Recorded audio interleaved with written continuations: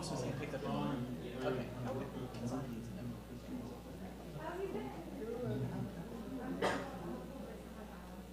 I know, I'm so excited. I used the leadership project from our class to work it into my proposal as the community lead. Oh, that's great. Yeah. Well, you know, the university did very well so far. We'll see, you know, I think there were 13. Yeah. Fantastic. Oh, boy. Good. Different national. And where are you proposing? Bulgaria. Oh, that's fun. Yep, I'm a Slavic master's student. Hmm. So I'm excited. We'll see what happens. But, I have a friend who did his over in Bulgaria, and he said that's the biggest hurdle. And he was like, you have a really good chance, you know, with the Bulgarian Commission and all my affiliation letters ahead of time when they weren't required. One of my biggest appointments of members was really what she worked for. Have exemplary recommendations here at the national level, and got turned down my career. Oh, no. That was so. I know. I really feel like I did everything I could And for there's it. no reason. Right, you don't need to do that. Well, Steve, we need to go. Yes, would it help to talk to one of our former officers in Bulgaria? Oh, yeah. Anything I can do to start preparing. Maybe I will send him a text. He's a really nice guy. That would be wonderful. He's been living in Washington, D.C., but his wife is married to a hotel. Thank you so much. Yeah. That would be wonderful. Yeah, because I can, if I find another affiliation, I can add the letter. I want to space for one more letter, but anything I can do to start preparing, you know, Bulgarian ahead of time will be really helpful. But I'm planning on doing their like language study over the summer, and they have like a stipend for that. And then I found a professor in Bulgaria who's going to let me audit for classes for free. So that's the first half of the proposal. And the second half, I'll start getting into my research with one of the professionals in the social sciences and, you know, just special college, and he specializes in internship roles. Okay. So, Oh, that's, yeah, that's great. Yeah. fingers crossed. I'll try to learn some of Thank His you. name is Costelino.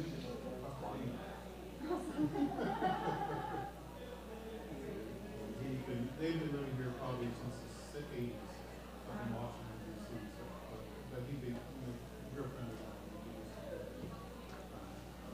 Yeah, right. You can do some research. It's Yeah, just people fantastic. to think about talking to. Yeah, but I've heard it's like Things not to say.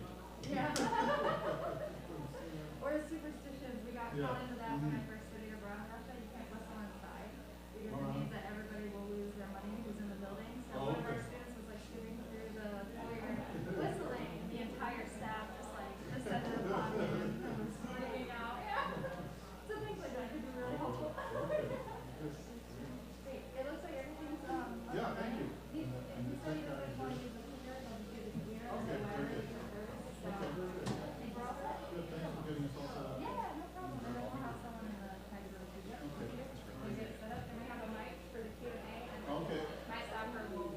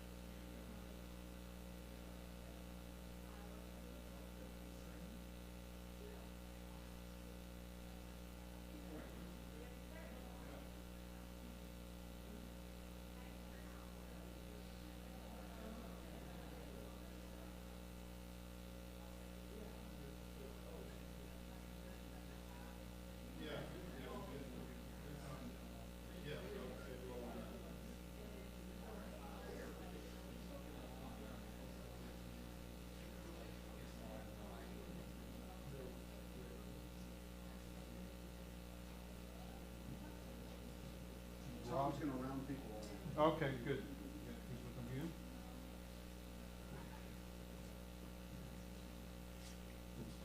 you. Okay.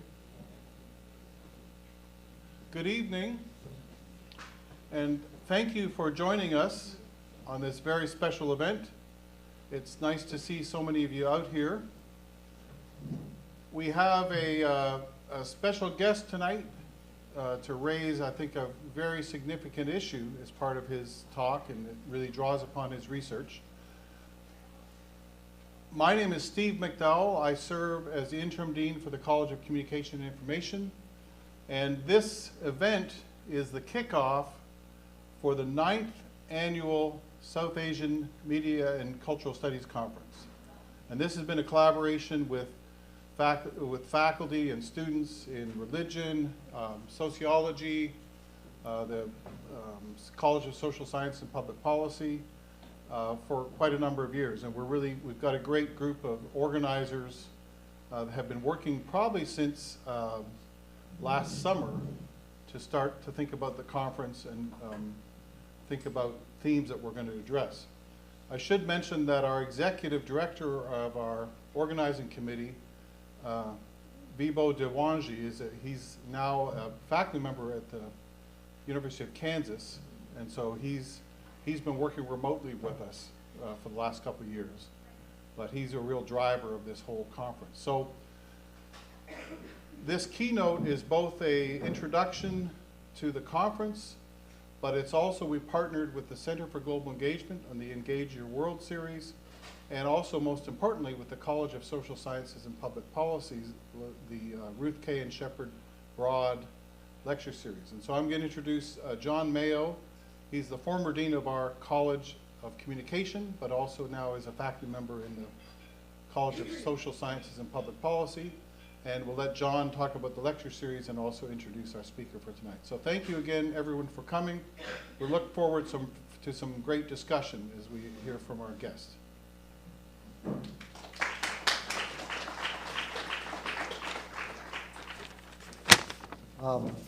Thanks very much, Steve. And again, welcome to everyone to the 9th annual South Asian Media and Cultural Studies Conference, and to this evening's keynote presentation.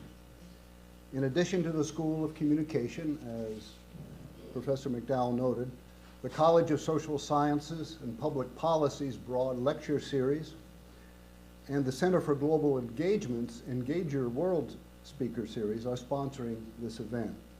Thanks especially to Rachel Neal of the center here for arranging all our local arrangements. As Professor McDowell noted, From Crisis to Resilience is the title of this year's conference. It denotes the acute environmental and humanitarian challenges confronting South Asian nations at this time, as well as their longer-term challenges in meeting the United Nations 17 Sustainable Development Goals. Robert Smith is our distinguished keynote speaker this evening. Rob directs Midsummer Analytics, a research and consultancy firm he founded in Ottawa, Canada, 13 years ago. Previously, he worked for 20 years at Statistics Canada, the country's national statistics agency. While Rob was there, he was responsible for moving the agency's environmental statistics program into many new areas, including climate change, household environmental practices, and industrial and agricultural water use, among others. Rob's work at Midsummer Analytics and with the International Institute for Sustained Development, whose logo you see down there on the bottom right, which is a Canadian NGO, has given him broad knowledge of the science, policy, and economics of innovation and social change, both in Canada and throughout the global South. His most recent research has focused on efforts by Canada and other nations to expand the number of development and economic indicators beyond just gross national product, GDP, to determine their true wealth and whether their initiatives are succeeding in sustainable ways. He also has recommended comprehensive national wealth be adopted as the most compelling and appropriate measure of progress. That concept and its rationale are the subject of Rob's lecture this afternoon. The title of his talk, as you see there, Moving Beyond GDP, Telling the Real Story of National Progress. Please join me in welcoming Robert Smith to FSU.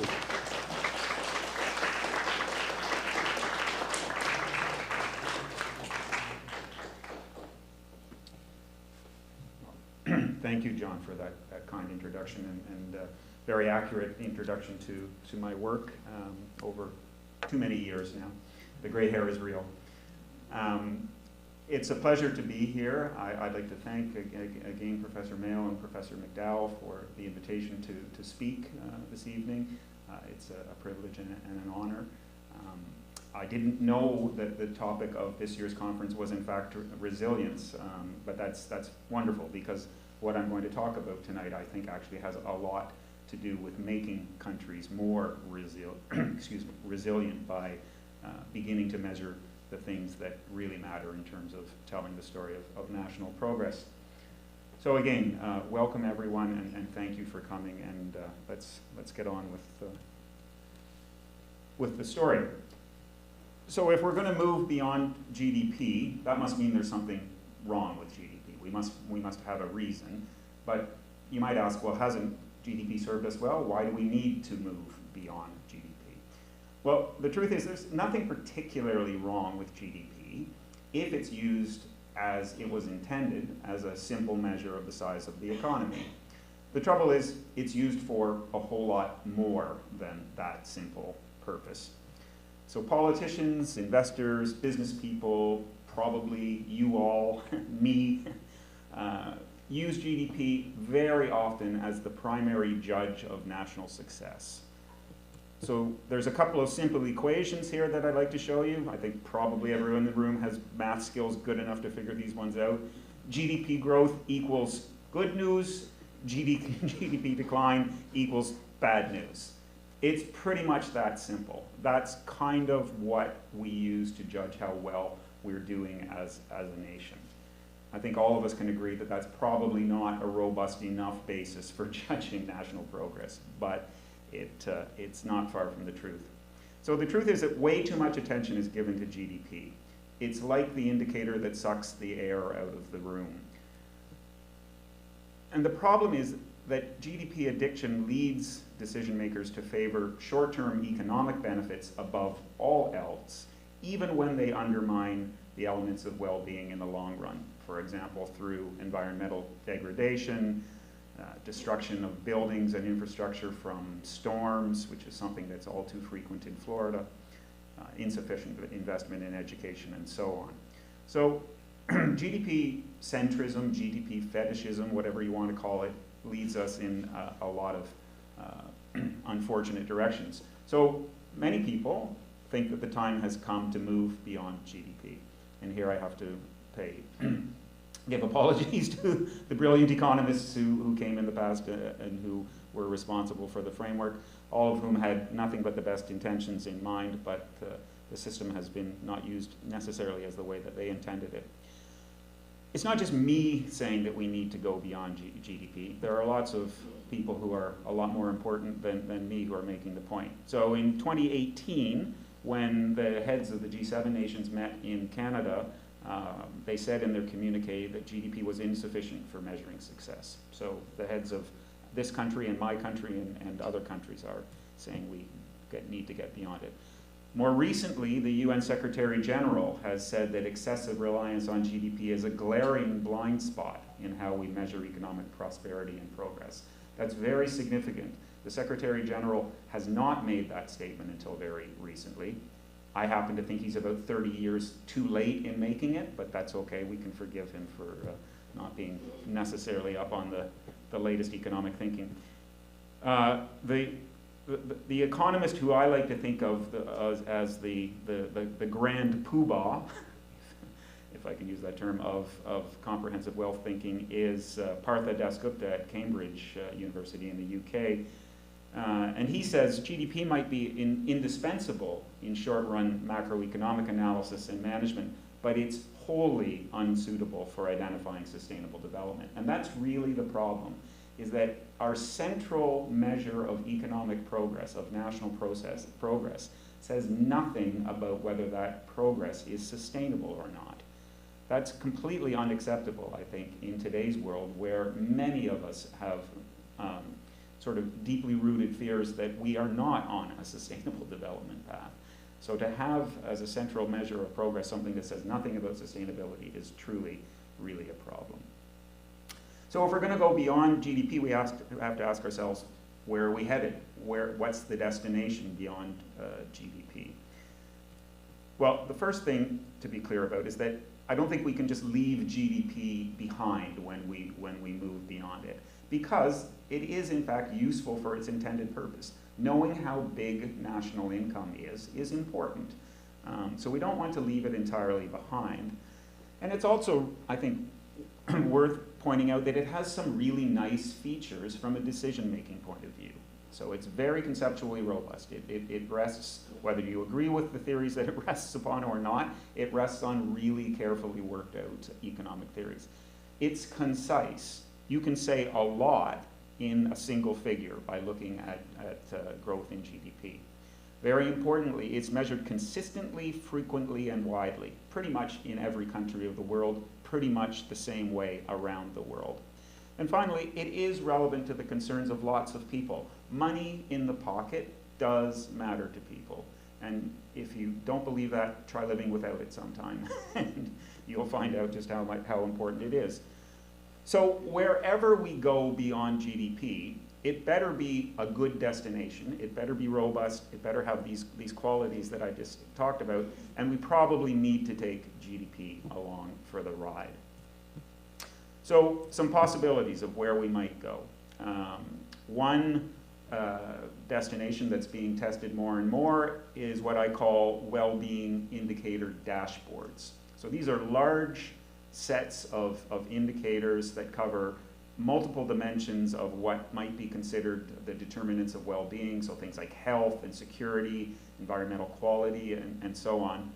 These are popular in a growing number of countries. My country, Canada, has adopted a well-being dashboard. Ireland has one, and there are lots of other examples as well. They're great because they're simple, and everybody can find something in these indicator dashboards that they think is important, simply because there's so many indicators in them. But they're cumbersome, and they're not generally very conceptually clear. So it's not often very clear why one indicator is in and another indicator is out in these dashboards. And I think trying to use an indicator dashboard with 90 or 100, or literally in some cases 200 indicators as the basis for national decision making, I think is potentially a recipe for analysis paralysis. So I'm not personally persuaded that indicator dashboards are the right way to go. Another popular possibility is to use what are called multidimensional indexes. So there's a couple of these that are possible. A very well-known one is the UN Development Programme's Human Development Index, which is an index that combines GDP, literacy, and life expectancy into a single index for all countries in the world. There's a new one that has come out, I saw just this last fall, from the UN Regional Commission for the Arab region, and they're calling it the Development Challenges Index, very similar kind of index to the HDI. These multidimensional indexes have the advantage of being much more concise than the indicator dashboards. So, you can again say quite a lot by looking at a country's HDI in just one indicator. They're often reasonably intuitive. People kind of get why life expectancy, GDP, and literacy matter, so they have some intuitive appeal. But again, they're not always very conceptually clear. And one of the problems that I have with them as a statistician is that there is usually no obvious way to weight the various elements of the index. So for example, in the case of the HDI, literacy life expectancy and GDP are all simply given the same weight in the index. So they normalize the three variables and they add it together into an unweighted index, which implies that all of those things are equally important to people. That might be the case, it might not be the case. But there's no theory that lies behind the choice of, or the use of an unweighted index. So I am not a fan of them for that reason. So that brings us to the approach that I am a fan of and that I'm here to talk about this evening, which is what we can call expanded measures of wealth.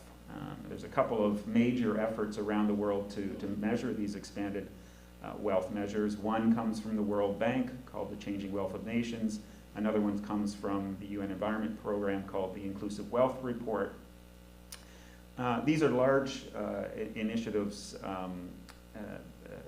and very good initiatives to try to put numbers around this idea of expanded wealth for every country in the world.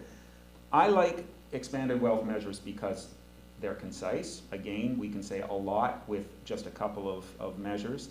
They are conceptually clear, so there is a very clearly worked out theoretical framework that lies behind them, but it may be that they're a bit too egg-heady to be useful for simple-minded politicians and the like. Don't tell any politicians I said that. So I'm going to let you be the judge of whether you think they're too egg-heady or not.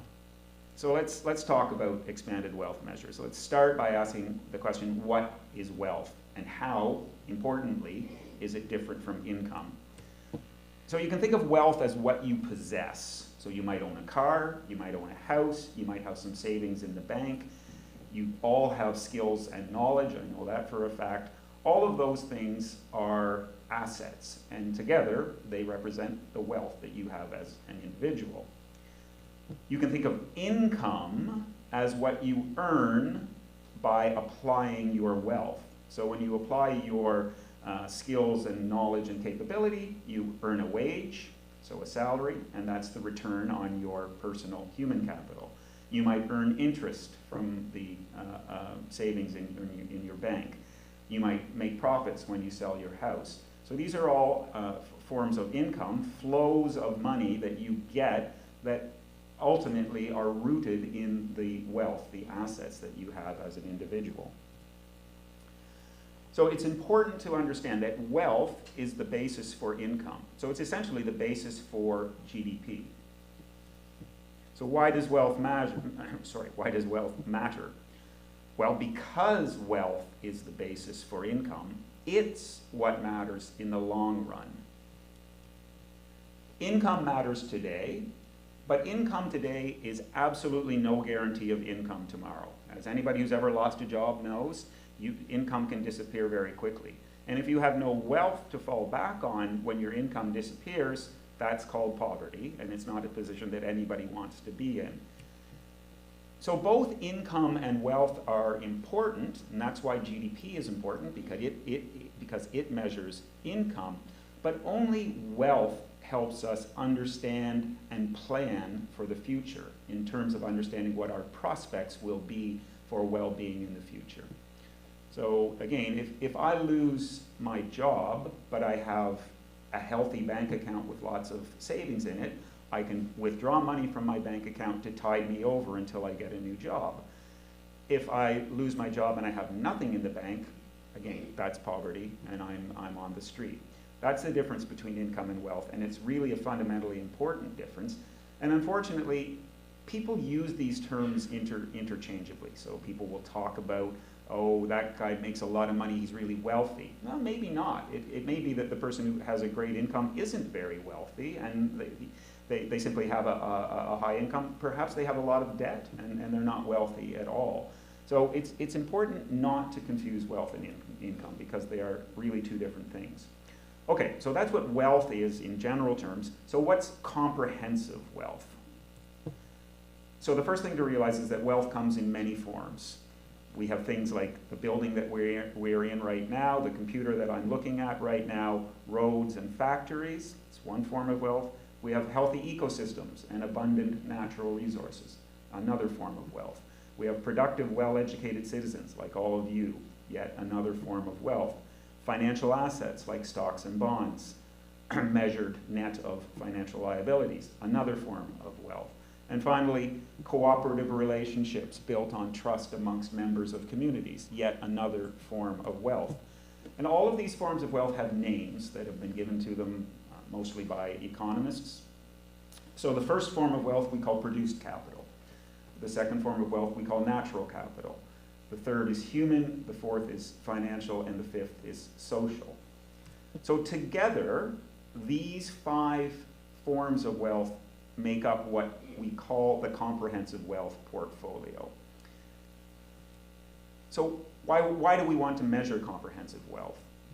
Well, because governments everywhere don't pay nearly enough attention to wealth.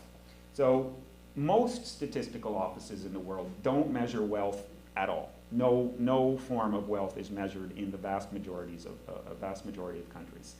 In wealthier, more developed countries like Canada and the United States, there is some measurement of wealth, but it will generally be restricted to only financial assets and produced assets. So there will be no measurement of human capital, no measurement of natural capital, and no measurement of social capital.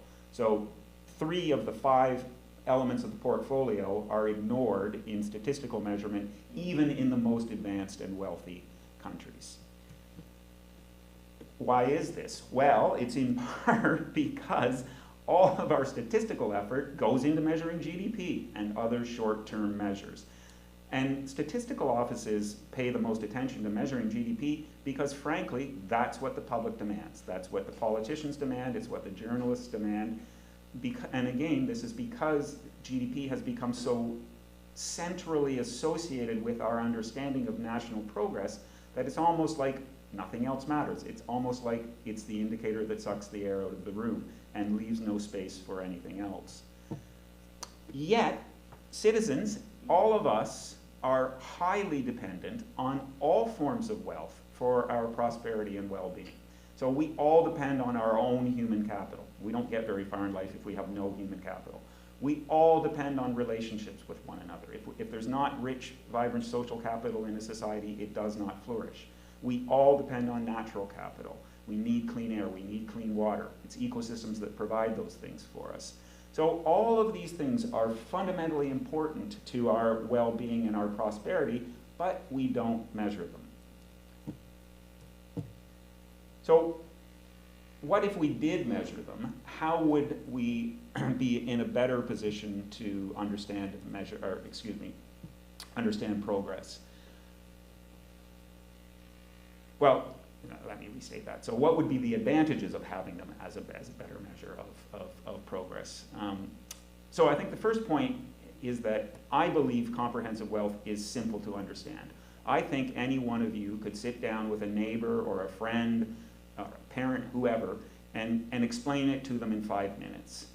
Because we all live our lives with these assets. We all understand what it is to have skills and knowledge and to apply those in the workforce. We all understand the benefits of being able to go for a walk in the local national park and enjoy nature. We all understand the importance of relationships with one another. So this stuff is not difficult to grasp. And I think most people can understand very quickly how those things that I just talked about are relevant to their own personal well-being. So I don't think this is a difficult concept. The math and the economics behind it can be difficult, there's no question about that, but the basic idea is not, I think, difficult to understand at all. And it's also a concept that is rooted in a long history of thought, particularly in the area of economics, but increasingly in other areas as well, certainly in the world of environmental science. So it's got a long history. And as I said, citizens understand wealth because it's real to them. They see it in their homes. They're what we call in Canada RRSPs, which you call, what's your retirement savings plans called in the United States? The IRAs? Yes, that's right. Yeah. Anyway, so we understand wealth because it's simply real in our daily lives. Now, what's interesting is that if you look at the business world, you'll see that every business pretty much tracks both income and wealth. So most companies have an income statement where they measure the sort of the corporate equivalent of GDP, if you like, but they also have a balance sheet where they measure the corporate equivalent of comprehensive wealth. Now, most businesses don't measure what we could call comprehensive wealth. They will also focus on probably just financial and produced assets. But at least most businesses have a balance sheet. As I said earlier, most countries don't even have a balance sheet of any sort whatsoever. So they have no idea what wealth they have to sustain the well-being of their citizens. So I think it's easy to see that governments should also maintain balance sheets, and that they should be comprehensive balance sheets. They should include all 5 elements of the comprehensive wealth portfolio, not just produced capital and financial capital. Okay, so that's sort of the theory in the background. Now I'm going to try to convince you that this stuff can actually be measured, and that if you do measure it, it tells you interesting things about a country, say Canada in this instance, that GDP doesn't tell you. So I'm going to show you what we found with my colleagues and I at the International Institute for Sustainable Development published a study on Canada in 2018. I apologize that the numbers are a little bit out of date, but it's the most recent work that we've got. So what we found is a couple of things that I thought were really quite startling. The first was that comprehensive wealth in Canada hardly grew from 1980 until 2015. So over a 35-year period, comprehensive wealth grew at an annual rate of 0.23%. That's pretty tepid. That's not very impressive at all, really. Not in an advanced country like Canada, where we're used to the idea that life is getting better all the time, and therefore, you know, every indicator in the country must be going up like gangbusters. But it's simply not the case with comprehensive wealth. But interestingly enough, GDP in Canada grew like crazy over that same time period. So, do I have a pointer here? Does anybody know if this thing has a, maybe not. Anyway, you can see the number down at in the lower right in blue, 1.3%. So that's the annual rate of GDP growth in Canada. And then the 0.23% up in the top corner, that's the rate of growth of comprehensive wealth. So very solid growth in GDP and tepid growth in comprehensive wealth. Now that should not be the case. You should not be able to grow your income if you aren't growing the basis for that income at something like the same rate. If you're doing that, if your income is constantly going up while your wealth is not, you're probably consuming your wealth, and that's a bad idea. So anybody who has ever inherited $1 million from the rich uncle who died in Pensacola and then blown it all realizes that you better not consume your capital, or you find yourself impoverished fairly quickly. So there's something going on here that is not sustainable in the long run. So here we see in the latter part of this graph, in the years after about 2009 or 2010, you can see that the bars in that graph, which represent comprehensive wealth, are declining in that time period. But the lines, the two lines, the green line and the black line, which represent various measures of GDP, are increasing. So you have this dramatic divergence in that time period after 2008, and this is after the financial crisis in 2008, this period when comprehensive wealth and income in Canada were really moving in completely opposite directions, which worries the heck out of me, because me and my family are living in that country, and I don't like that trajectory very much, to be honest with you. Because, as I said, if you're supporting your lifestyle, if you're supporting your GDP by consuming your capital, that's a party that doesn't last forever. And I'll show you in a little bit how that party might turn out for Canada. So what's driving all of this?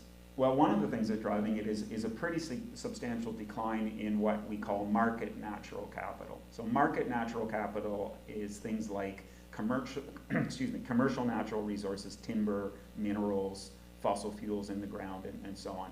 So that declined by 17% in Canada from 1980 to 2015. Even though we think of ourselves as a massive resource economy, still we allowed our natural capital, our market natural capital, to decline by 17% over that time period. That was a dumb idea.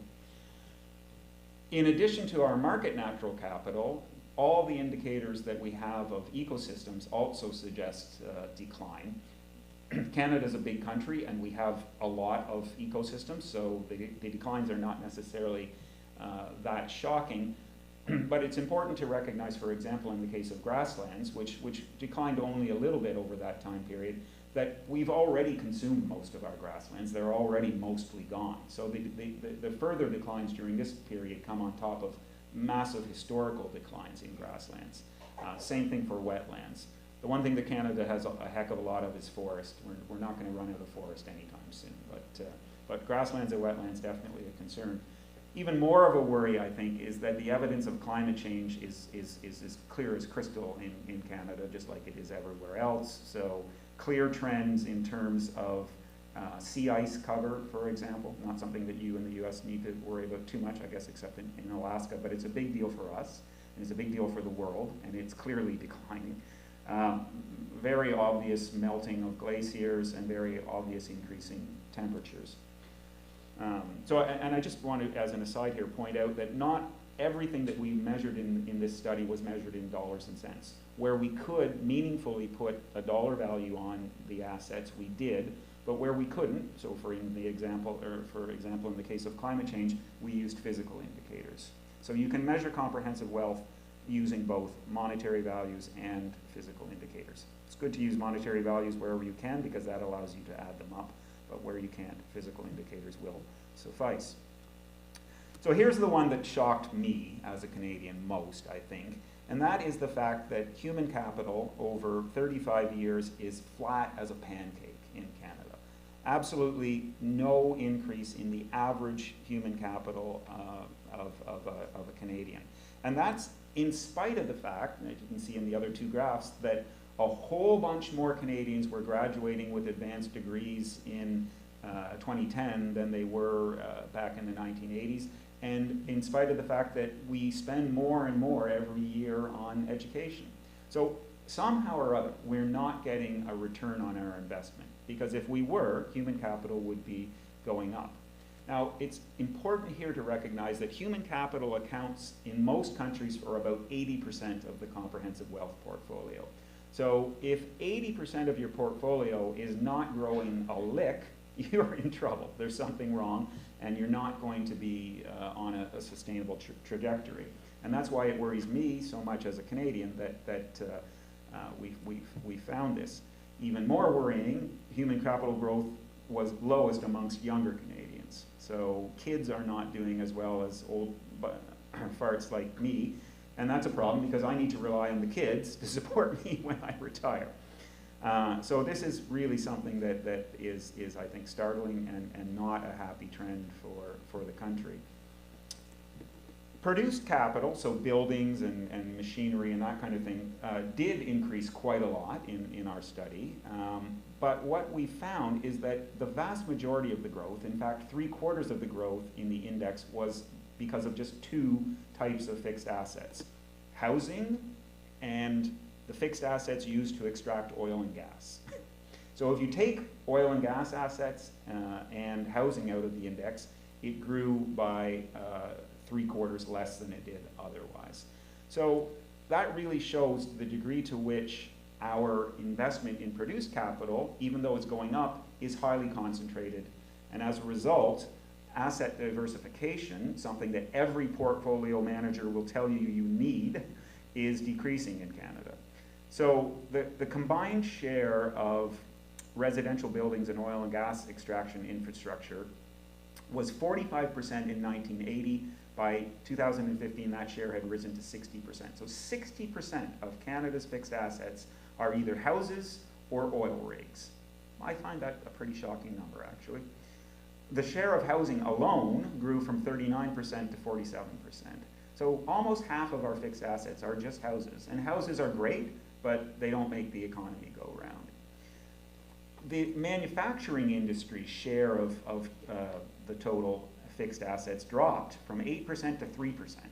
So we don't have much of a manufacturing sector left in the country any longer.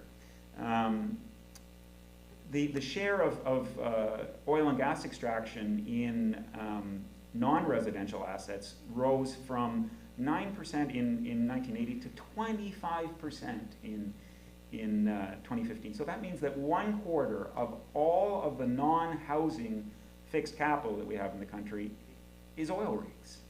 Well, what about if we don't need oil rigs anymore? What are we going to do then?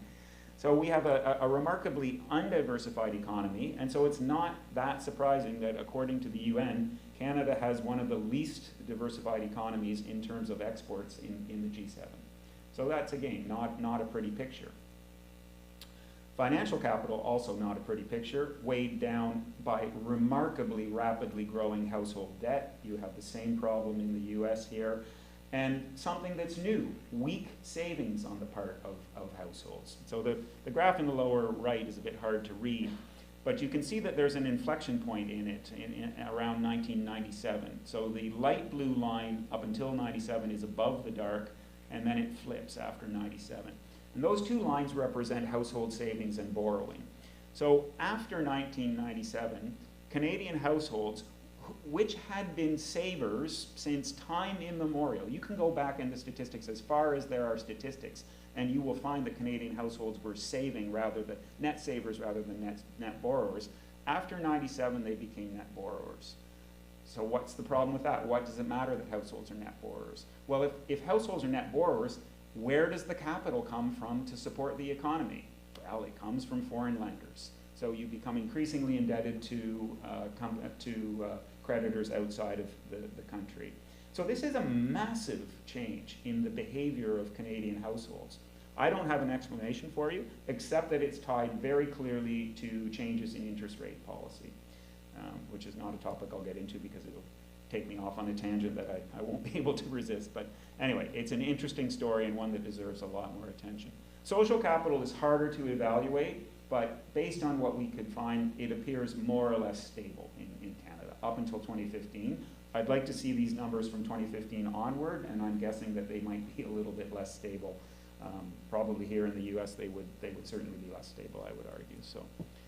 So here's the bad news for Canada. Well, first of all, here's the good news for Canada. According to the UN, I mentioned at the beginning of the talk that the UN does this big global study on comprehensive wealth every few years. So looking at the numbers in that big study, if you look Canada up, you'll find us at the top of the list in that study. So we are the richest country in the world, at least in 2014 we were anyway.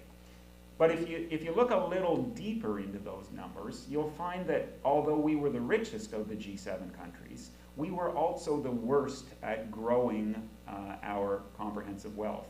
So in all the G7 countries except Canada, and I want you just to look at the second last column on the right. So you'll see that there are 6 numbers that are positive in that column and 1 number that's negative in that column. The negative number is Canada. That number represents what the UN estimates was the growth rate of Canadian comprehensive wealth from 1990 until 2014. So our study at IISD showed slight growth, 0.23%. The UN says it's even worse than that. They said that we actually shrank between 1990 and 2014. Which is a stunning indictment of the country. Really, how could we allow that to happen? When every other G7 country has a rapidly growing comprehensive wealth portfolio, or at least growing anyway, if not rapidly necessarily. And it's probably largely because of the human capital problem in Canada. So what does this mean? Well, it means that if the trends continue, we won't be the richest country in the world very long. At the rates that were behind the chart that I just showed you, Japan will take over in 2024, and in less than a generation we'll be in 5th place of the G7. How could we let this happen? In part, we've let this happen because nobody pays attention to the numbers. Governments don't measure comprehensive wealth, and what doesn't get measured doesn't get managed. It's as simple as that. So we don't measure this stuff, and therefore it's not a story. This isn't in the news. It should be in the news, but it's not even close to being in the news because nobody knows about it.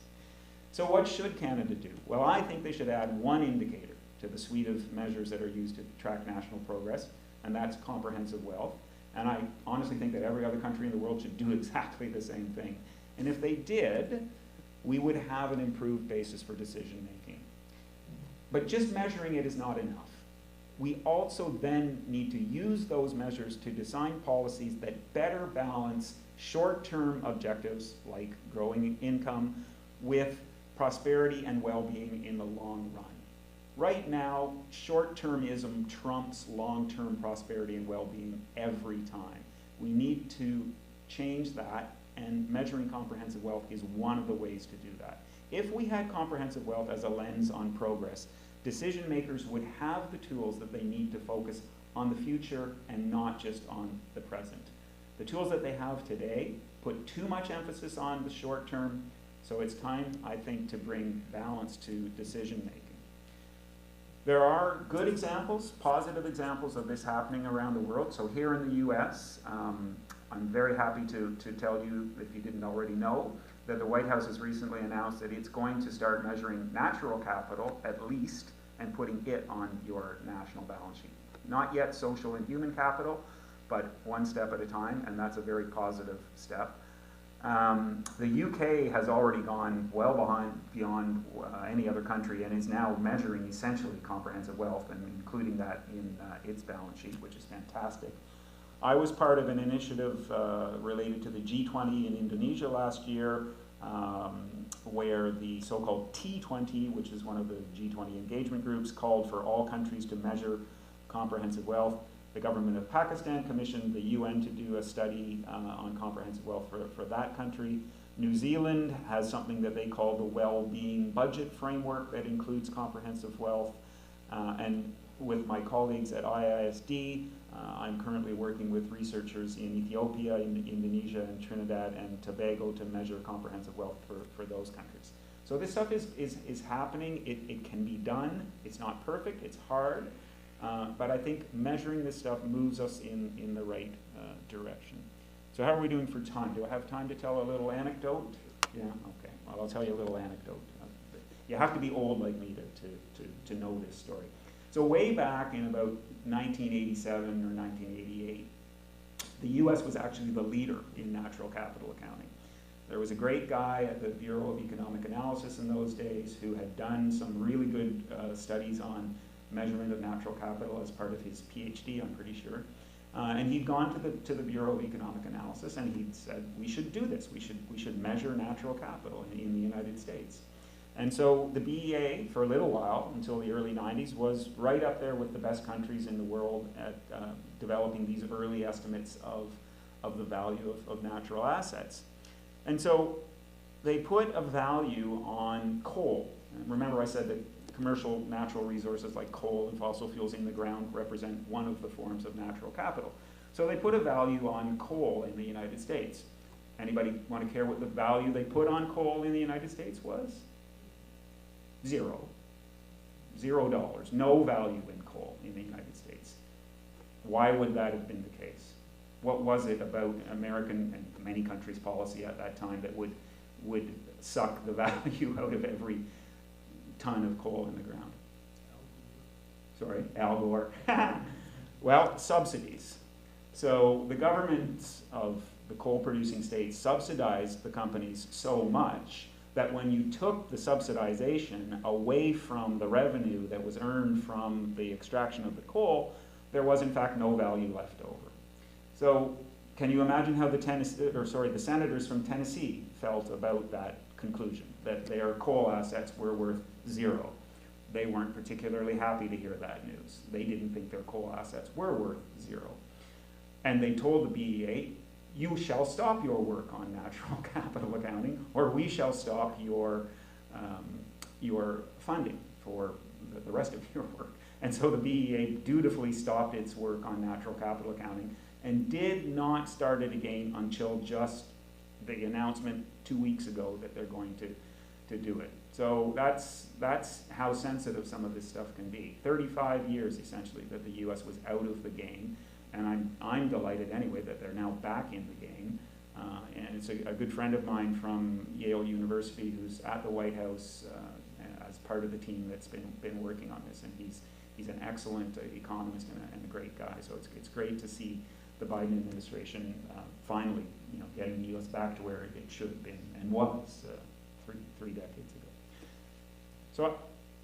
So I just want to end with a few words about the role here for people who work in the media, because this is a media conference, and you're probably asking yourselves why you should care about everything that I've been talking about. Well, there's plenty, I think, for you folks to do, largely because it is, in fact, the regular and in-depth reporting by the media of GDP that explains an awful lot of GDP's success.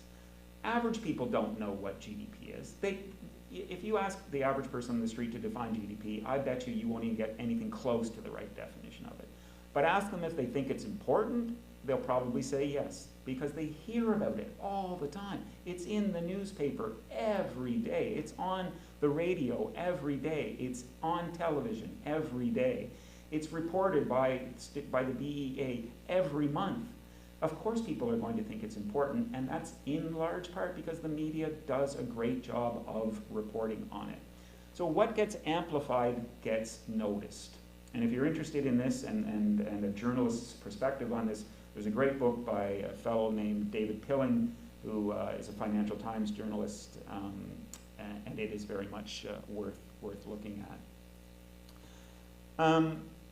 So, as I said, a century ago, nobody knew what GDP was. Today, it's a dinner table topic, and that's largely thanks to the media. So I think those of you who are engaged in the media and in media studies have work to do to make sure that 100 years from now, or even better, 10 years from now, that comprehensive wealth is a dinner table topic as well. So I'll leave it at that, and I thank you very much for your attention.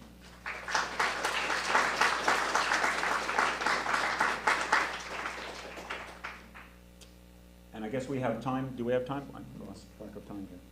We have time for questions? Yeah? Great. Good. Okay. So please put your hand up. I'll point you out, and we'll go first with the lady in the front, and then to the gentleman at the back, and go from there. So I think they're going to give you a microphone. Hi. Thank you so very much for this. When you were talking about Canada wealth, I remember that I read an article that talked about Canada stopping foreign investors from purchasing houses. Right. And this makes a lot of sense because, that's what we read, the framing and the priming of news stories without having a background of why that is. But my major question is, I'm also surprised, maybe not really surprised, that human capital kind of actually constitute the highest part of the nation's wealth.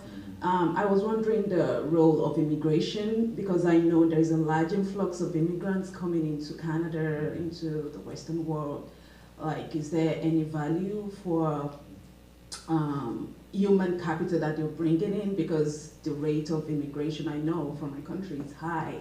And the people that are migrating are kind of skilled workers, that comes with a certain kind of value. Is that translating into the countries that they are moving into or not? Yeah, great question. So let me just take a couple of others, and then I'll come back to that. Yeah, thank you. So I think the gentleman in the There's a similar question. A similar question. Okay, all right. So fair enough. Back in the red shirt then. And my question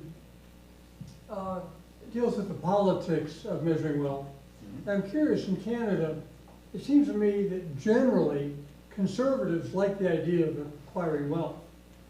And liberals, I think, would be interested in the idea of measuring this comprehensive wealth.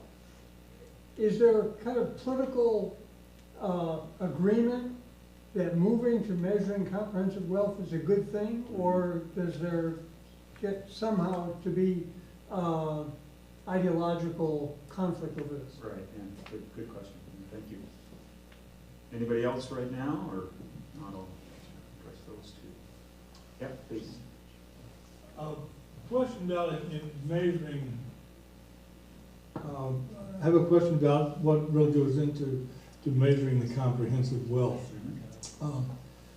There's often a danger in sort of settling on a single figure to try to describe anything. Right. And certainly something as comprehensive as wealth in a nation is.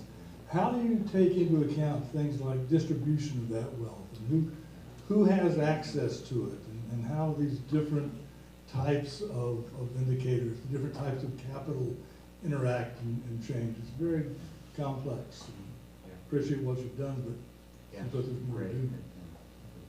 Okay, well, let me address those three, and then we'll see if there are more. I'll start with the third question, and I have to thank you because I forgot to put in the presentation exactly the point that you're making, which is that it isn't sufficient simply to measure the aggregate wealth. You need to look at the distribution of wealth across sectors of society, across household types, across regions. There's many dimensions across which the distribution of assets needs to be considered. Because in many ways, poverty, impoverished households are not just income poor, but they're very often asset poor as well. And I think that if we understand poverty not just as a question of lack of income, insufficient income, but also as a question, as an issue of insufficient wealth, then it leads potentially to different policy solutions if we look at it that way. So I think it's really important to understand that the distribution of assets matters a lot. Same thing with regions of the country. In Canada, for example, we have a government in the province of Alberta that is effectively moving on a separatist path. And they can do that because Alberta happens to have an enormous oil asset that makes Alberta very wealthy in comparison to other parts of the country. And yet the extent to which it's wealthy is not clear to Albertans or the rest of Canada because we don't measure the value of those assets properly. So yeah, it's absolutely important across regions, across household types, and also across sectors of the economy. So thank you for reminding me of that. The question about political agreement, well, I'm afraid to say that there's no agreement from any government in Canada that we should measure comprehensive wealth. So all the work that I've done in Canada has been done outside of government. And I have to say, in fact, that the Department of Finance, so our equivalent of the Treasury, in Canada has moved ahead, as I said at the beginning of the talk, with a dashboard approach to measuring quality of life. So they have a big, cumbersome 90 indicator dashboard that I don't like very much at all. They're not, for whatever reason, interested in the expanded wealth approach. So I don't honestly know whether there would be differences between the political parties because it's not something that's on the radar screen, unfortunately, of any, really any government in the country. It would be interesting to ask the question in the UK because the UK is the country now that has gone the furthest in measuring this. And it was, well, I'll talk to you afterwards about the UK situation because it's quite interesting. And then the last question I have to... Right, so the impact of immigration on human capital. Yes, absolutely. The way that human capital is measured, at least in the approach that we used, is through what's called the lifetime income approach. So basically it says that the wages that you earn as a worker in the economy are the return on your human capital. So it's kind of what your human capital is worth when you sell it in the marketplace. And so we have a statistical process that looks at all of the workers in the economy, what they earn, what they're likely to earn in the future, and then we discount the current earnings and the future earnings back to a present value, and that's how we come up with the value of the human capital asset in the country. So that human capital asset includes everybody who's working in the country whenever the calculation is done, which would certainly include all of the recent immigrants and so on. So I think part of what's driving this unfortunate trend in human capital in Canada is the fact that we've lost a lot of the sort of manufacturing sector jobs that used to pay well and replaced them with a lot of service sector jobs that honestly don't pay that well. And the same thing has happened here in the United States. But the United States has had a more robust economy over the time period that we've studied than Canada did, and so its human capital has increased. But if you were to do a distributional analysis of human capital in the United States, oh man, you'd find some pretty shocking results, I think, in terms of who's got the human capital. Quite a lot of it sits on Wall Street, I think, and not that much of it in rural parts of the country and so on, and that could be part of what explains the current political divide in the country.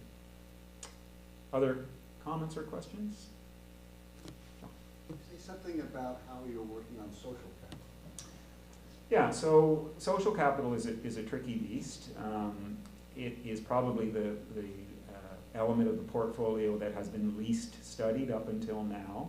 But there's lots of good work that has gone on. In fact, some of it in this country by Robert Putnam, who famously wrote the book called Bowling Alone, which was really, in fact, one of the works that popularized the notion of social capital. Before Putnam published that book, social capital wasn't even a term that was used very much, even in academic circles.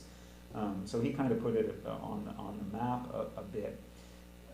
There's some real complexity around it, in particular, in my mind anyway, in distinguishing between the stock and the flow. So, as an example, is trust a stock, or is it a flow from some underlying stock? And if it's a flow from some underlying stock, what is the underlying stock that produces trust? That's a complex question to which I don't have a clear answer, but I think it's the kind of question that we need to answer if we're going to really formulate social capital as a robust kind of theoretical construct and rather than simply kind of as a metaphor. Some people look at it as more of a metaphor than a robust theoretical construct. Dasgupta, the Cambridge economist who is as I said, the grand poobah of the theory behind comprehensive wealth, he calls it an enabling asset. So he doesn't say that it's an asset unto itself, but it's the grease that greases the wheel of society and the economy, if you like. So, with social capital, things work, and without it, things don't. So you might have lots of natural capital, but if you don't have the social capital to create, cooperation amongst members of society to effectively exploit your natural capital, then the natural capital is kind of worthless, and so on. So Political instability? political instability certainly destroys social capital, I would think, yeah. I mean, it's interesting. It probably creates other kinds of social capital, so it's a question of whether there's good social capital and bad social capital. And really, I think you can get at that by asking yourself, well, what's the relationship between social capital and other outcomes and the value of other assets? So I would argue that in an instance where your social capital is being eroded by attacks on democratic institutions, that's going to likely reduce the value of your other assets as well. So human capital will probably be worth less in that instance. And so, Steve, do you? Yeah, I have a question that's texted to me from Kansas, from Ribo, our conference director. The multi-dimensional approach to measuring development is particularly relevant to South Asia, as the subcontinent constantly struggles with multi-dimensional poverty, more than just monetary poverty. What lessons can South Asian states learn from Canada or US or other countries you've looked at in more accurately attaining the goal of inclusive, sustainable development? Thank you. Sure. Fair question. Yeah. So, I mean, I think that you probably can do a lot, and governments would do quite well if they all would agree to use some given multidimensional index of poverty or whatever you like as a basis for improving the well-being of their citizens. It would certainly be an improvement over the situation today where really it's, as I said, it's GDP going up or going down by which governments live and die. So it would certainly be a better outcome, I think, than that if every government used a multidimensional poverty index.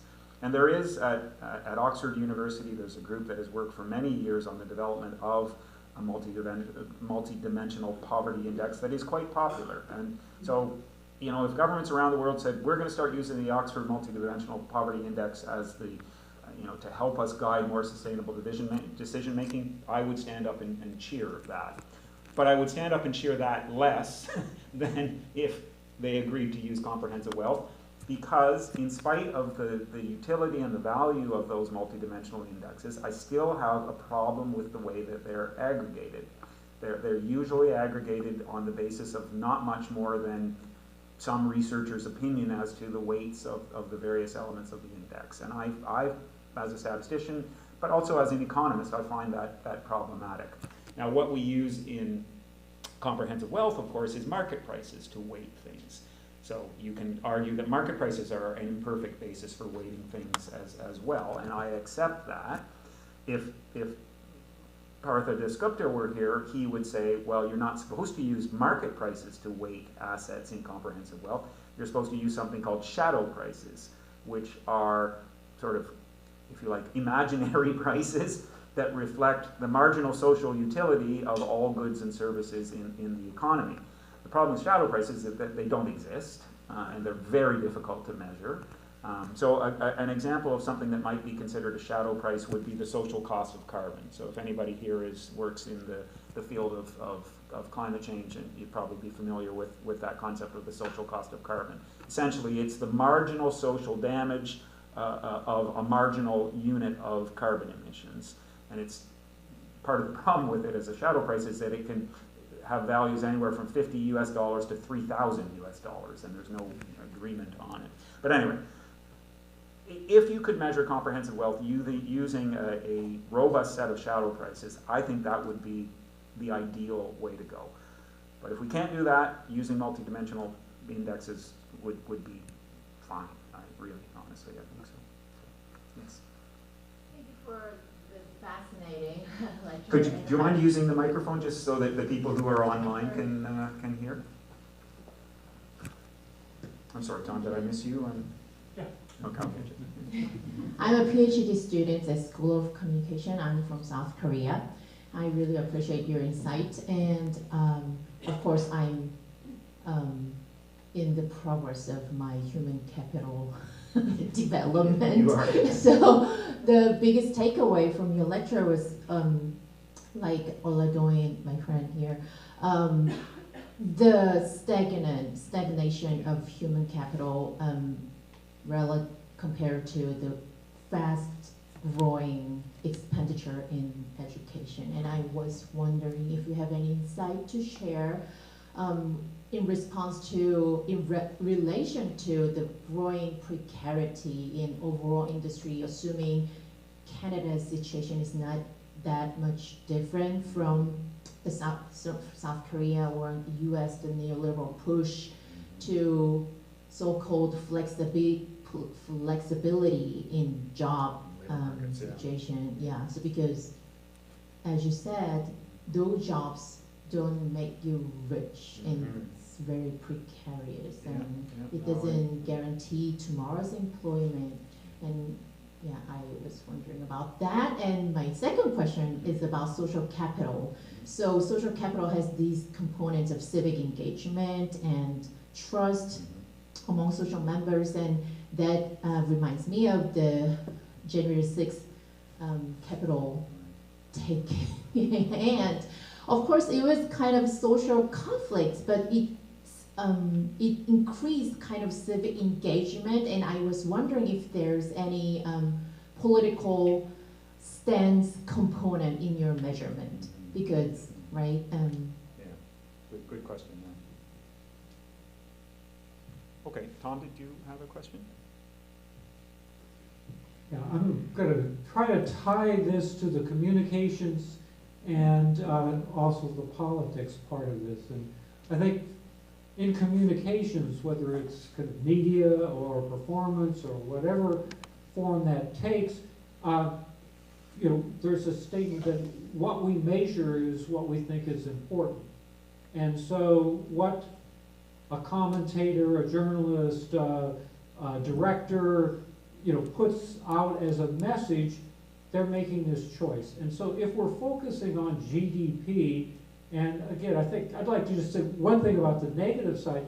There's a lot of gross things about gross domestic product, and that is, if we have a ton of people who are all sick, there's a lot of pharmaceutical profits being made in medical systems and insurance and all these things. Same with crime. That's not a measure of wellness, but that is the measure that we're making our political decisions about, our economic decisions, our investment decisions, and that message and the choice of using that is a choice that the communications field is making. On the other side, if we're focusing on a broader definition of wealth, of wellness, the indices or the scorecards, whatever that is, that's a whole different choice that we're making. And, you know, how is it that we can, and I thought it was interesting, Canada, like the US, is focusing on GDP. They don't want to talk about wellness. And if the GDP increases 5%, who's getting that 5%?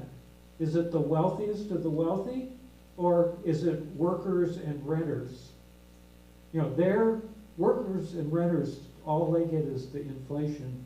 They aren't getting an increase in wealth when that happens.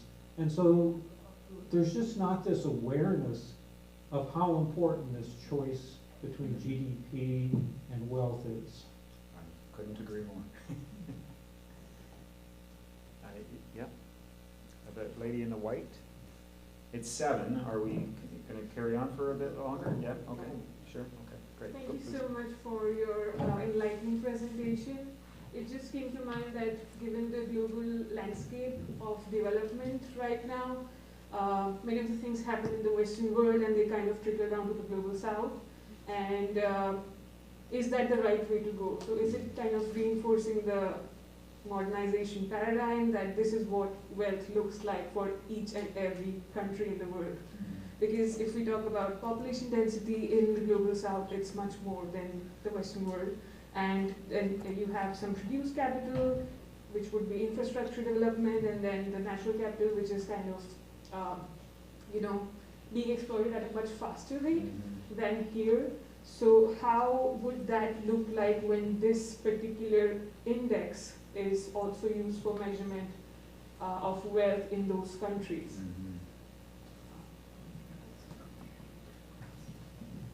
Yeah, good question. Maybe we can take one more? Yeah. Anybody want to?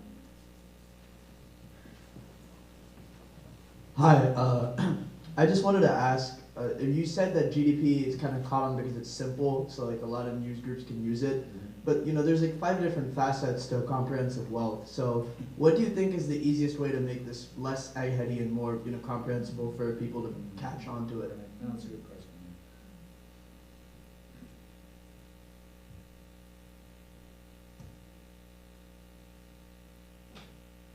Okay.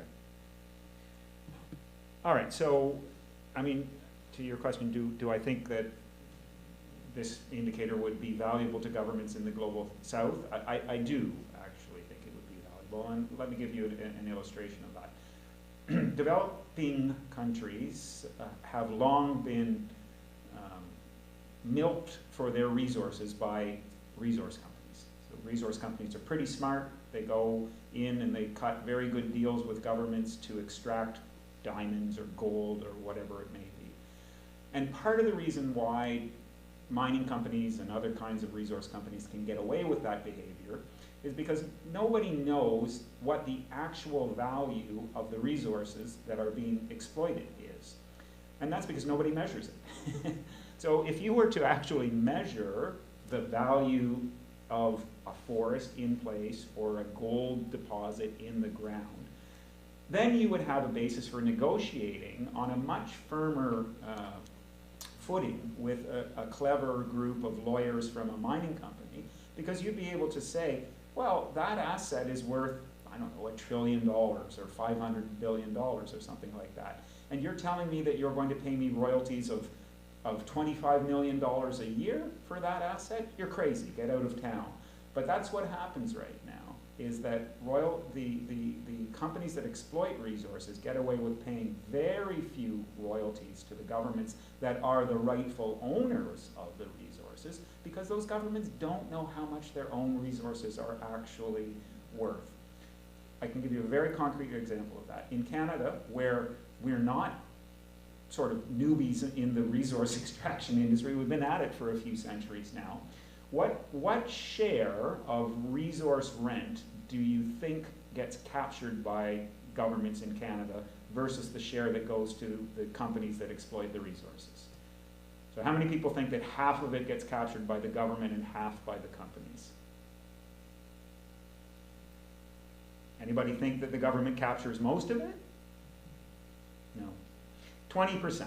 So we give 80% of resource wealth to the companies that extract the resources, even though that wealth is actually owned by Canadian citizens. It's not owned by the government, the corporations.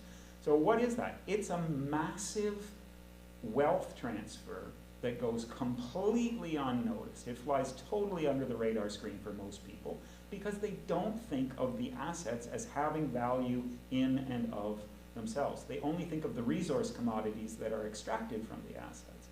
So if countries in the global south had comprehensive wealth accounts where they knew what their gold reserves and their timber and whatnot were worth, they would be in a much better position to do what Norway does, which is to take every lick of rent that it can get out of its oil asset and put that money in a massive global investment fund so that every Norwegian citizen has about 250,000 US dollars worth of wealth sitting in a global financial portfolio that has been funded with oil revenues. That's the smart way to do it. The dumb way to do it is the way that every other country in the world does it. And they do it that way because they don't know how much their resources are worth. So I do think it's relevant to the global south. And then just finally, how to make it less egg-heady?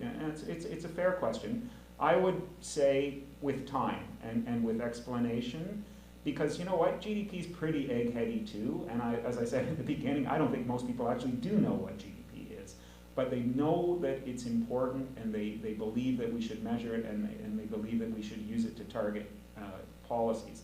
I think the same could be done with comprehensive wealth, and there are smart people in governments who know how to use it. So whether the average person knows what it is and exactly what it means, I think is less important than whether there are bureaucrats in resource ministries arguing with lawyers from mining companies about royalties. That's where I think the really important stuff comes in. So anyway, thank you all very much. Colleagues and friends, we've heard comprehensive used multiple times in the presentation. I'm going to use it once more and thank Robert for an incredibly comprehensive and convincing lecture. Thank you very much. Thank you.